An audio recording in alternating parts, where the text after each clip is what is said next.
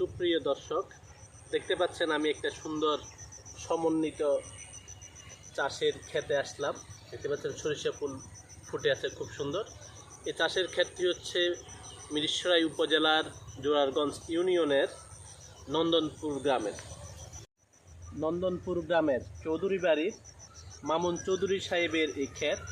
উনি শখের বসে এই সমন্বিত চাষাবাদ করেছেন। দেখতে পাচ্ছেন সরিষা গাছ, লাল শাক, পালং শাক, এদিকে আছে টমেটোর আবাদ, শালগম, মরিচ এবং আলুর আবাদ।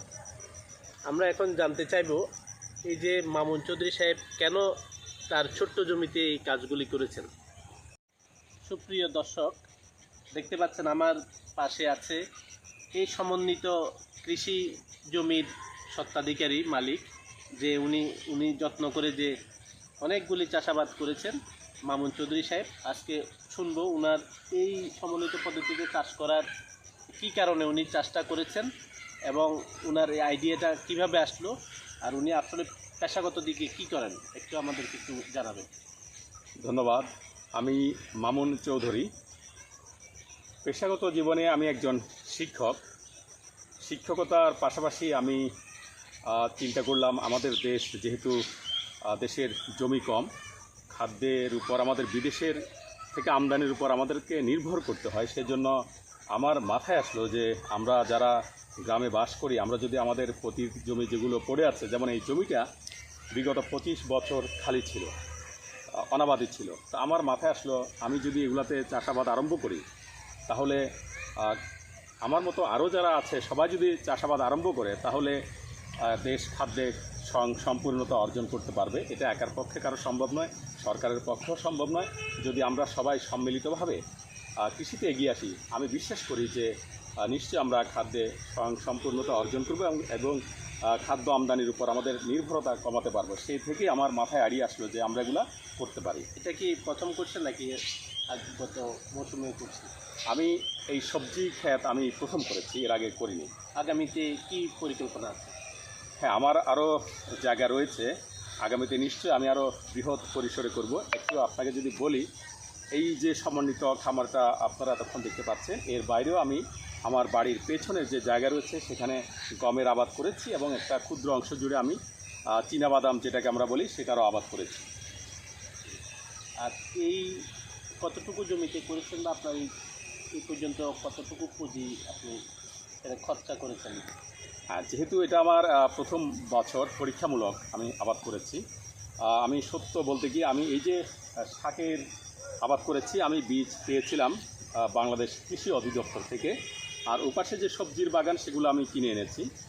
এখানে আনুমানিক 12 শতক কিংবা তারও বেশি জায়গা হবে, আর পেছনে তো আরও বড় জায়গা রয়েছে।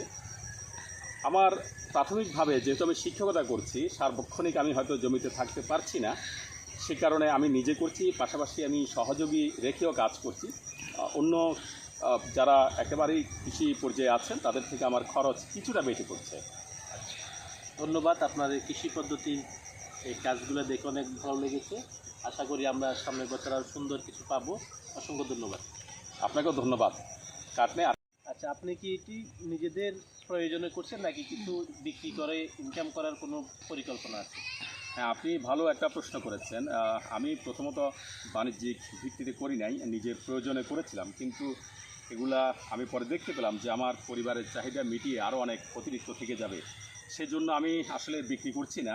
আমি আমার এলাকাবাসীকে, গ্রামবাসীকে বলছি, তোমাদের যদি শাকের প্রয়োজন হয় তোমরা নিয়ে যাও, এবং সবাই এসে এখান থেকে নিয়ে যাচ্ছে। আমি ইচ্ছে করলে বাজারে বিক্রি করতে পারি, কিন্তু আমি এগুলো বিক্রি করছি না। সবাইকে আমি বলে দিচ্ছি, বিনা পয়সায় সবাই নিচ্ছে। ধন্যবাদ। আপনি এখানে কি কি চাষাবাদ করছেন আপাতত? ধন্যবাদ। আমার এখানে আপনারা দেখতে পাচ্ছেন যে আমি টমেটো করেছি। এগুলো হচ্ছে হাইব্রিড টমেটো, গাছগুলো অনেক লম্বা হয়, আমি আপাতত বেঁধে দিয়েছি। আর এ পাশে আমি এগুলো দেখতে পাচ্ছেন শালগম আমি 3টা সারিতে করেছি। এই 3টে সারিতে হচ্ছে আমার শালগম। আর এ পাশে আমি 3টে সারিতে বেগুন চারা লাগিয়েছি। এখানেও 3টে সারিতে করেছি। আমি যেহেতু বাণিজ্যিক ভিত্তিতে করি নাই, সেহেতু কম পরিমাণে করেছি। আর এই পাশে পুরোটাই হচ্ছে আমি মরিচের চারা লাগিয়েছি, পুরোটাই। এটা যেহেতু সমন্বিত আমি খামার করেছি, আপনাদেরকে এই পাশটা দেখাই।